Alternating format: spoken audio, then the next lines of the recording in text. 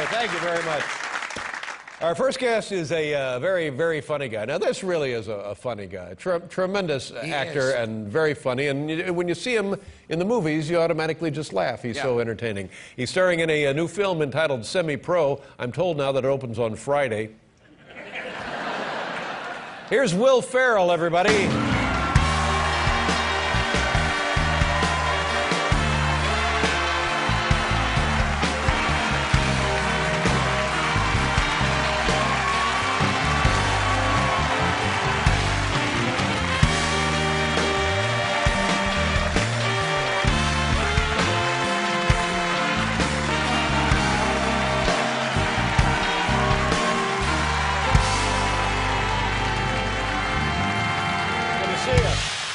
You're looking good. Thank you so much for dropping by. How you doing? Great to be here. Good. Thank you. Thank you very much. Yes. I really enjoyed this movie. It made me laugh out loud all through the whole thing. Because, one, it's just funny. Right. And,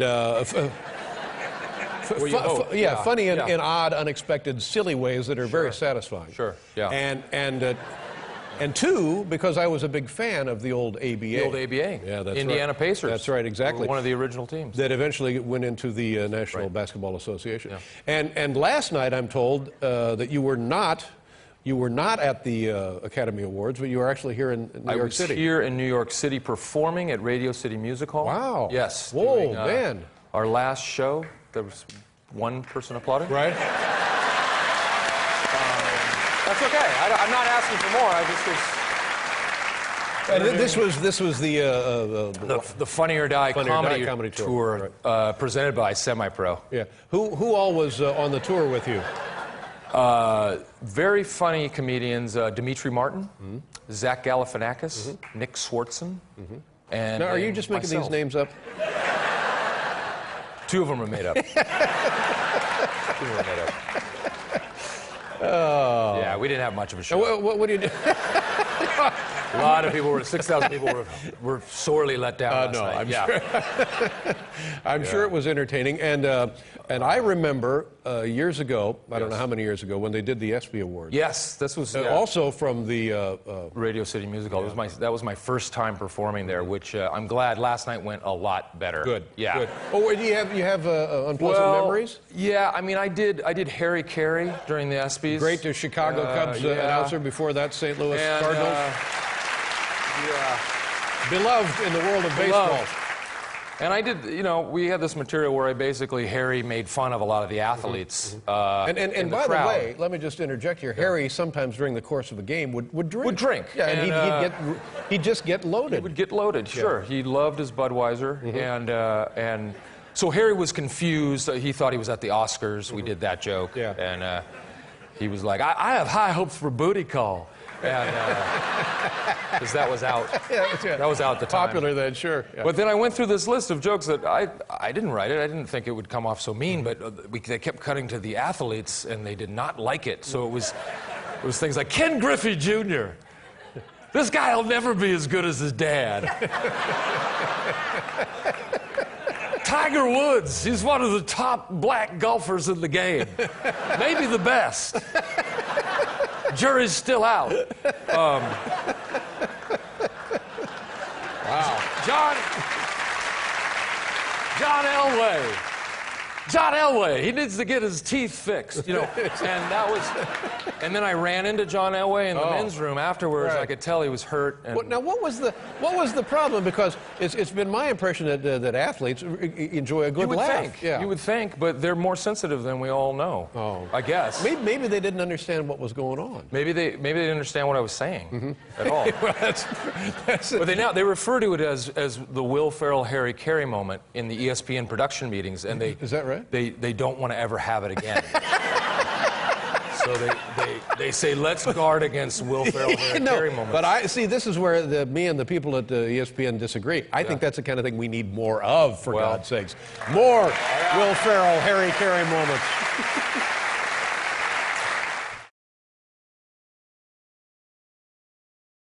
I know that you're a sports guy. You played some sports, and then the other night on the ESPYs, the ESPN award shows. Right. I made a little appearance. Yeah, you accepted the ESPY for Tiger Woods. Best male athlete. Yeah. Yes. Wow. On behalf of Tiger Woods. Yeah. Then did he know you were doing that? I don't think so. Yeah. I don't think so. Well, that's all right. And I hope he's okay with it, because technically I get to keep the ESPY. Well, so why not? I mean, you got to be in it to win it. Yeah, Come on, let's go. He's got enough of them. Yeah. I love sports. Yeah, you like sports? I like them a lot. And I know we've told this story before, but one time you were on the ESPYs years and years and years ago. Yeah. And you were doing Harry Caray, the late, great Cubs announcer from Chicago. Harry Caray. Yeah. And you were doing Harry as though he might have been drunk. And I know, as a matter of fact, by the way, that Harry would drink during the ball games. No secret, I guess. A signature move. Yeah. His signature. He was loaded. And yeah, it was quite controversial. Got some trouble for I got some trouble yourself because I basically made fun of a lot of the athletes there sitting, and they're thin-skinned. Yeah, I was surprised. Because what I heard of it sounded very funny. Like, how can you not laugh at this? Sure. First of all, it's the iconic Harry Caray drunk, talking out of his head. Yeah. But Ken Griffey. Yeah, Ken Griffey. Well, Ken Griffey Jr. Nowhere near as good as his dad. And I don't know what I was thinking. Yeah. And then after the show, you started running into these guys. I ran very into somber. John Elway in the bathroom. What was the John Elway line? I'm afraid to say it again. Something about teeth. Yeah, it was something about his teeth. What are you going to get your teeth fixed? Or I don't know. It was just, and I heard later he cried about it. He cried about it. And I mean. Well, I'm sorry to bring it up, but I do find it amusing. Yeah. So.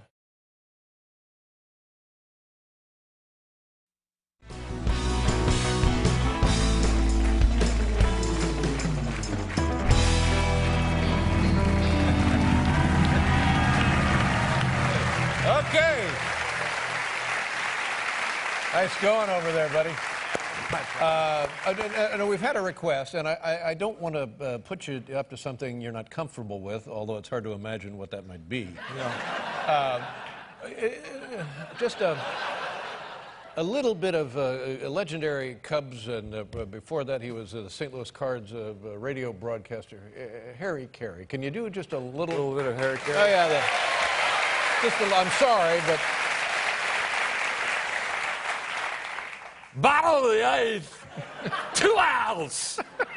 Jody Davis at the plate. Real quick, like to remind everyone, you're going to get an enameled pin. First 10,000 visitors to tomorrow night's ballpark gets an enameled pin from Florsheim shoes. Florsheim. If you got to wear shoes, make it Florsheim. Right. Gary, ladies and gentlemen. Get that enameled pin.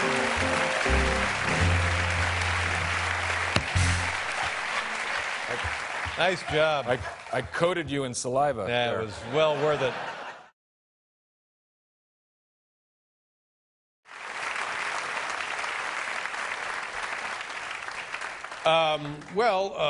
It's come time that usually we ask you for a little something. You probably you know it's coming at this point. I know it's coming, but I don't got anything. I don't got nothing. Nope. I'm sorry to hear one that. Thing, yeah. In fact, I'm just going to take a rest right now. If voice of the Chicago Cubs. Oh, a little Harry Caray. Yeah. Just anything a since little. it's baseball season. Do you have something there? I mean, I think this will be good, considering the wardrobe. Okay. Harry Caray here, outside the gates of Buckingham Palace, hoping, praying that I can actually get in to witness the festivities. Odds are it's not going to happen, but that's okay.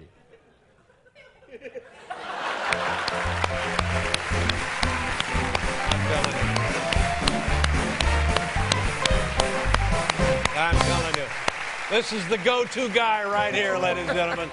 This is Ernie Banks you're looking at. Will Ferrell, Everything Must Go. You ought to go see this film. You're going to enjoy it. Opens May 13th. Have fun at the big party on Friday morning. Yeah. Yeah. We'll be right back with the Twilight Singers.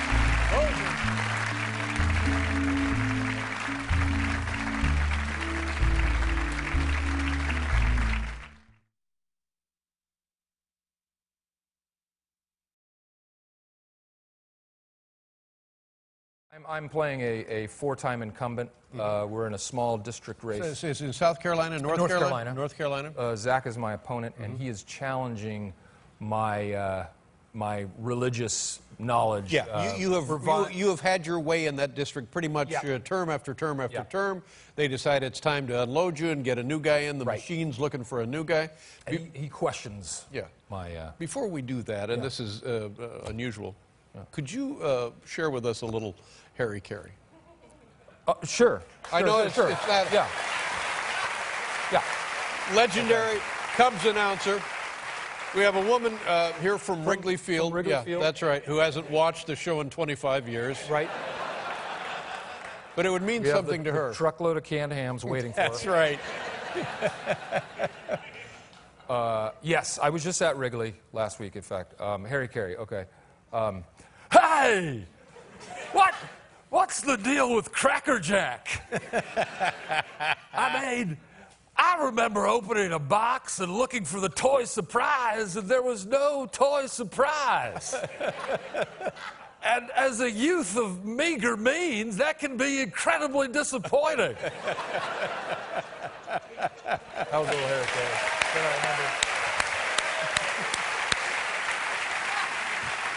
I remember I went to Wrigley Field, played the San Diego Padres. Right. And after the game, a friend of mine, Tom Dreesen, who said, this will be great. We'll go up into the booth. You'll meet Harry Caray. Yeah. Harry Caray was drunk. I guess he used to just sip vodka during the game. Yeah. And Tom Dreesen said, Dave, if you don't mind, I want you to ride home with Harry Caray. And I said, well, guess what? That's not going to happen. Yeah. But a legendary, beloved figure. Great. Yeah. All right, now. He's going to think this movie is so funny, he's just going to be completely silent. Yeah. We were talking about baseball earlier. Did I miss my opportunity for some Harry Caray? No. Okay. Not Great. St. Louis Cardinals and the Chicago Cubs. Harry Caray. Beloved. End of the season, 1998. Last game. Well, we saw some great things today. Some were terrific, some were inspiring. It's too bad today's win didn't give us a pennant. But I'm sure that in the near future, as sure as God's green apples, this Cubs team's going to make a World Series.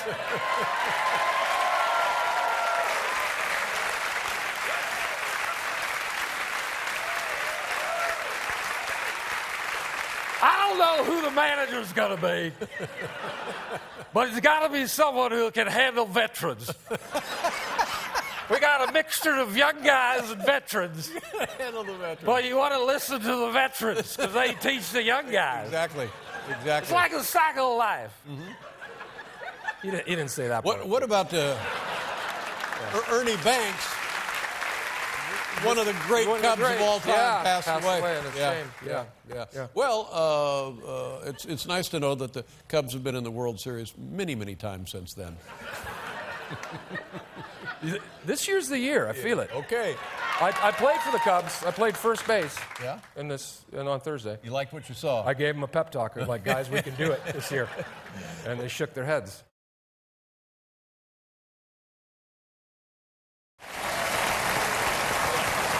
That was my weekend. I think this is really going to be the Cubs here. They've got a great lineup with Grace and Dawson. I just know I wouldn't want to face them. I can't hear that. What is that? I just hope, that Maddox and Sutcliffe can lead them in the rotation.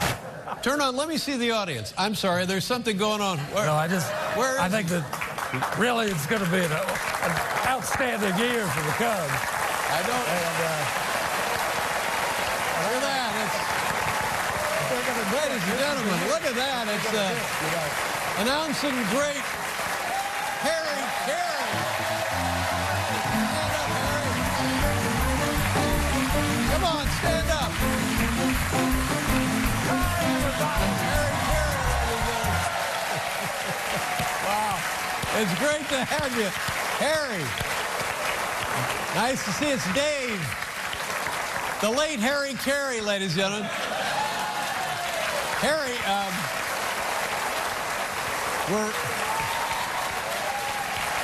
we're right in the middle of the show, but thanks for stopping by. It's great to see you, Harry Caray. Oh, I'd love to come up on the stage. No, that's not what I said. Thank you.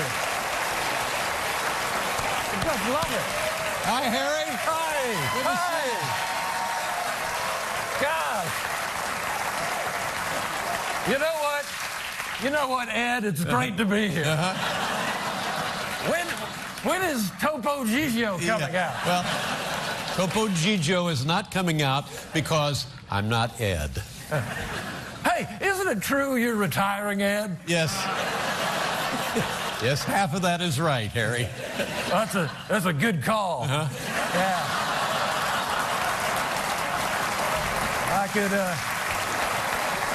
I could tell you were losing a little mustard off the heater.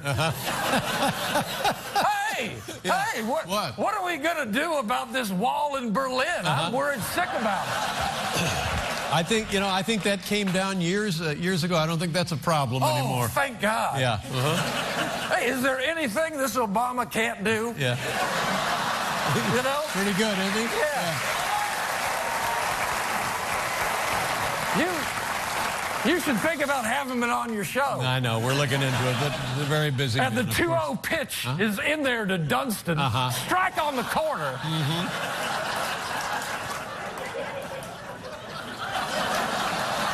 Listen, I gotta go now. I'm getting dinner at Patsy's with Frank Crosetti and Phil Rizzuto. The Money Store. I like to start with a nice antipasto salad. It has lettuce, onion, olives, artichoke, and olives. Olives, right. And then I wash it down with a nice, cool Budweiser. All right, great.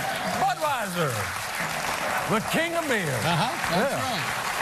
Hey, hit me with a little organ, Paul. A little organ, Paul. Let me root for the Cubbies if they don't win as a shame. 'Cause it's 1, 2, 3, rock your out at the all day. Cubs win!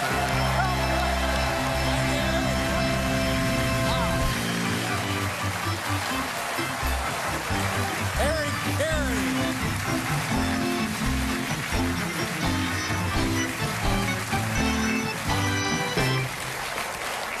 Maybe it is time to go, Paul. Ladies and gentlemen, there he is, Paul Schaefer, everybody.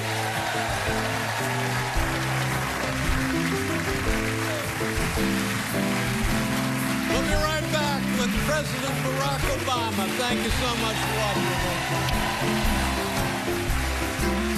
Coming up, President Barack Obama. Did you know the president receives junk mail addressed to occupant-in-chief? The Late Show, sponsored by J.C. Penney. When it fits, you feel it.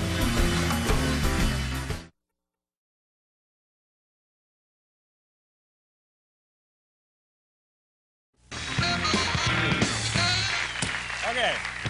Our next guest tonight has been calling baseball games. This is hard to believe. 42 years this man has been doing play-by-play.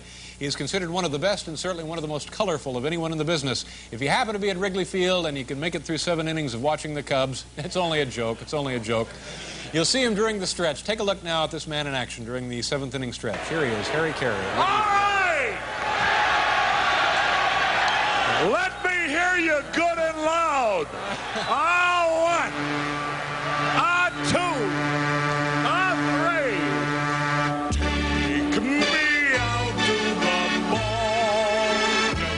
Yes, sir. It's like some kind of religious ceremony, isn't it? Please welcome Harry Caray. Harry!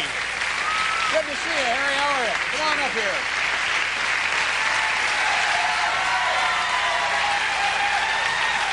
How you been, Harry?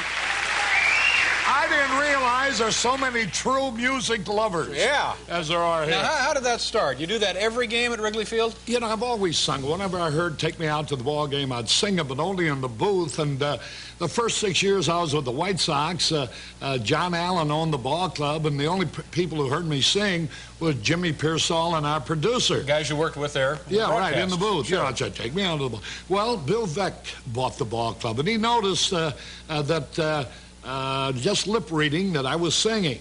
And then after a couple of days, he noticed the fans right below the booth were singing with me. And then one day, without my knowing it, he had a public address microphone put in the booth. Right. And I'm singing, "Take me out to the ball game." All of a sudden, I hear my voice come booming back at me, along with about 15,000 others. So after the game, I went up to Bill and I said, "What was that all about?" He said, "Harry, I've been waiting 35 years to find the right guy to do this." And, you know, I'm getting a little pumped up. I think he's flattering me. He said, "Yeah," he says, "as soon as I heard you," he said, "I knew that any fans sitting in the ballpark, as soon as he heard you sing, would be happy to sing along, because they knew, every one of them, that they could sing at least as good, if not better than you." Yeah. Makes you feel at home. Makes you feel comfortable. Whereas if you had a good voice, he said, you would be intimidate them. Yeah, Right. they lose their inhibition, and it turns it into a party. And of course, that's the whole thing, the fans singing. Now, do you ever, Harry, I don't know if this is putting you on the spot or not, but do you ever on a hot day, in like it probably is now when you go back to Chicago after the road trip, hot afternoon, it's a day game, do you ever pound down some buds? Well, while you're calling a game, Harry, do you ever do that? Now, David, what do you think I've been doing the last half hour, waiting to come on? Well...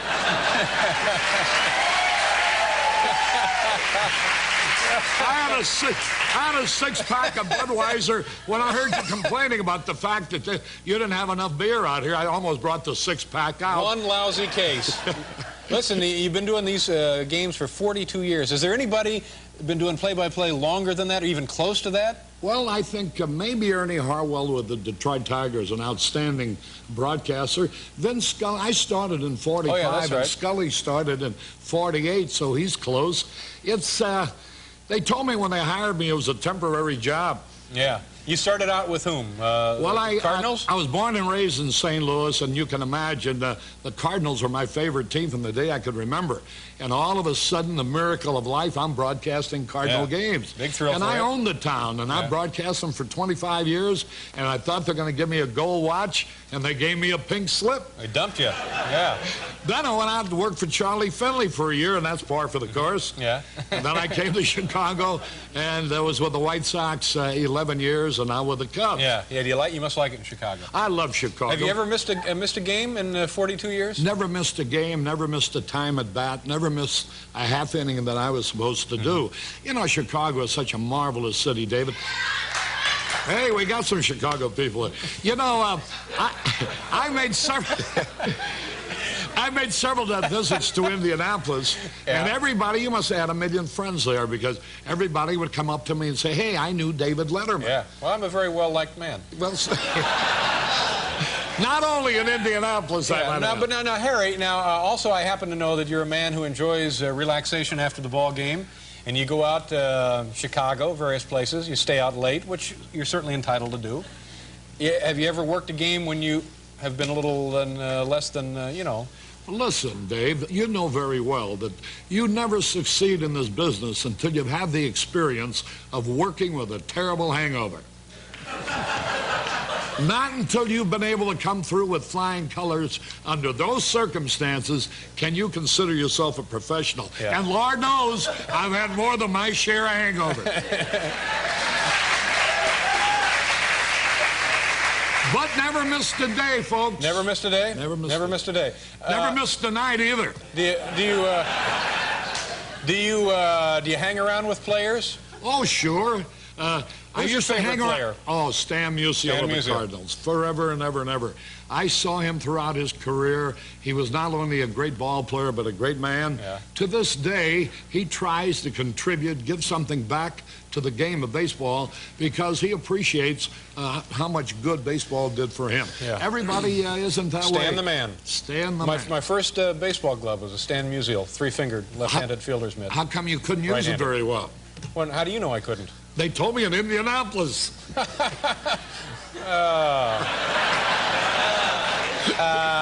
Now, Harry, the Cubs are what, 23 out or something?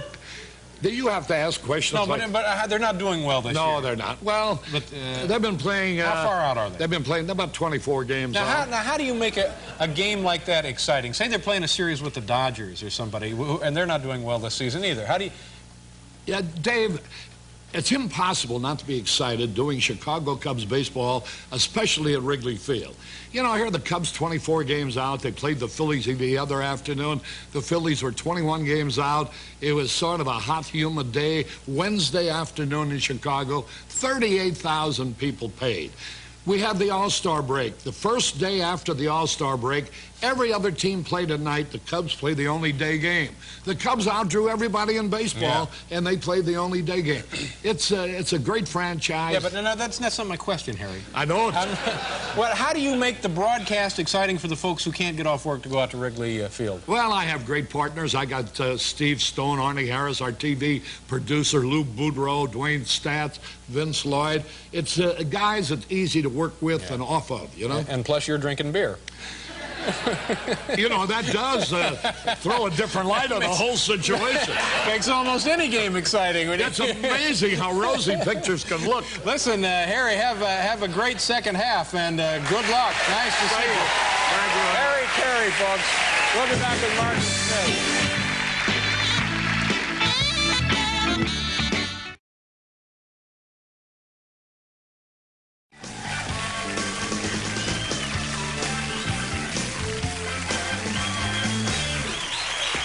Thank you. Seemed like a very nice woman, Mrs. Johnson. She was lovely. People in the Midwest are very nice. So they I am tend to be told. very nice, very polite, very thoughtful. But she couldn't have cared less about the big car giveaway. Our next guest is in his 46th consecutive season as a baseball play-by-play announcer. Pretty impressive record for the last several years with the Chicago Cubs. And this summer, this man will be inducted into the Baseball Hall of Fame. He has written this book right here, all about his life. It's entitled Holy Cow. Please welcome back here, Harry Caray. Harry, are you there? Hi, Harry. Good to see you. Welcome to the show. Thanks for being back here.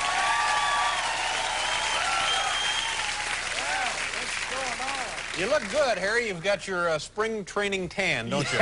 I left Scottsdale yesterday morning and came here where it's nice and cold. Is spring training the best part of your year? No doubt about it. Yeah. Very exciting, isn't it? I'm glad they don't know how much fun it is. And what we get paid for it. What exactly do you do down there? We have a tough union. We work 2 days out of the whole week. Yeah. We broadcast on Saturdays and Sundays. The rest of the time, we have to check those ball players out. And do you... From the golf course. Play a lot of golf. I was just going to ask you about that. What about this Pete Rose thing? What do you hear about that? Boy, what's happening to our heroes? Gee, I hope there's nothing to that. If this turns out to be another one of these things where it's all allegations and no proof, somebody ought to really get into trouble on it.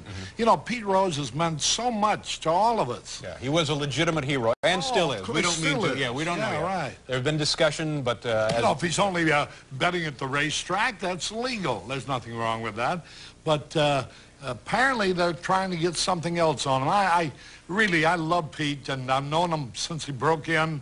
I knew the guy that he patterned his style after, Enos Slaughter, you know. He never walked on the baseball field, always ran. Country Enos Slaughter. That's right. Yeah.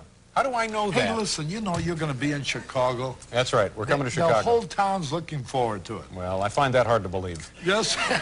Say, do you have a stupid pet trick you'd like to do for us, Harry? Now, tell me about the book here. It's called Holy Cow. Where did that start, by the way? I always thought that was Phil Rizzuto. Everybody here in New York thinks that it was, but you know, Phil Rizzuto was playing short for the Yankees in 45, 46. In those days, two-team cities, you couldn't go on the road and broadcast. You had to do the home team. So I'd do the Browns when they're at home, the Cardinals when they're at home. So Rizzuto was playing short for the Yankees.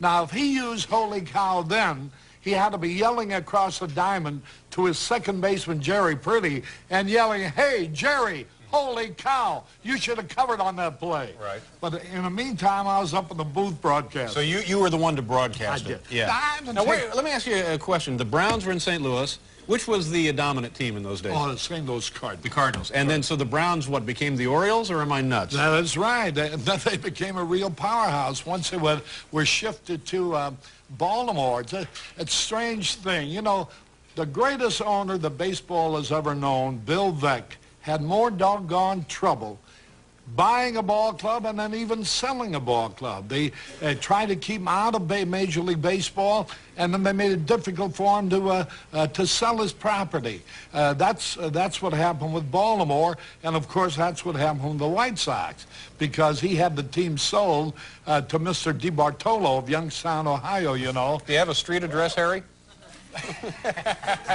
I do what I can. I'm sorry. Yeah. Now, you were just with President Reagan, right, in Arizona?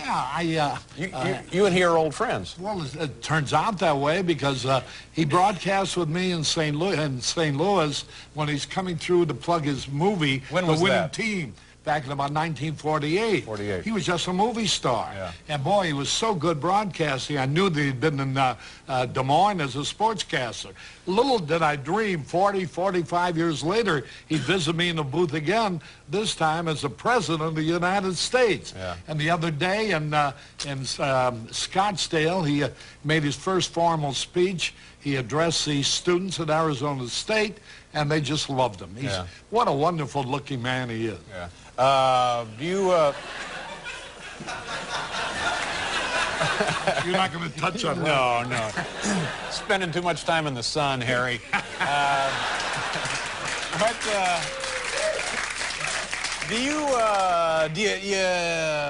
don't know how to ask this, I'll just ask you. Do you still drinking a lot of beer?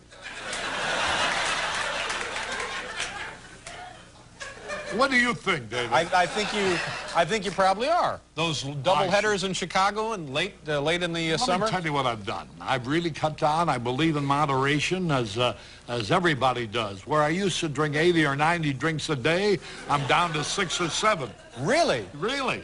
Now, when you were pounding them pretty good, Harry, say this was an off day and you got nothing to do but lay around by the pool. How many Budweisers might you have consumed? Oh, 50 or 60. But that's only in the afternoon. No, really? That doesn't count the cocktail hour. When you switch to martinis. I'm kidding. Yeah. But you are known as a big beer drinker. Hey, listen, I'm waiting to find you at the hotel in Chicago, where I've lived for the last 20 years. I keep an apartment there the year round, and I found out you're going to be staying there. Thanks for announcing it, Harry. You told me, you gave me the phone number. How do the Cubs look this year? Terrible. Really? They don't look good? They don't. Their record is bad, but maybe that means, you know, in 1984, they had a very bad spring, and they wound up winning the division. I'm hoping that that's what's going to happen this year. Boy, about 3 years ago, it looked like the whole thing was turning around. It really did. They won in 84. They had a team that looked like it was going to be a dynasty. Yeah. And then they never won again. Yeah, that's too bad, because it would be great to have a real happening team there in Chicago. You know, Chicago's such a great city. How about David? the White Sox? They look all right or not? They're, you know, they're a struggling team. They're rebuilding with youth. I think they're more or less waiting until they get the new stadium that the city's going to give them for about $235 million of the taxpayers' money. Now, Harry. But that stadium might be finished in about 3 years. So when they get the new stadium, you say that's when they'll start playing good ball. Well, yeah, I think that may be the case. Just a little boost for the guys. Good to see you again, Harry. Good to see you for being here.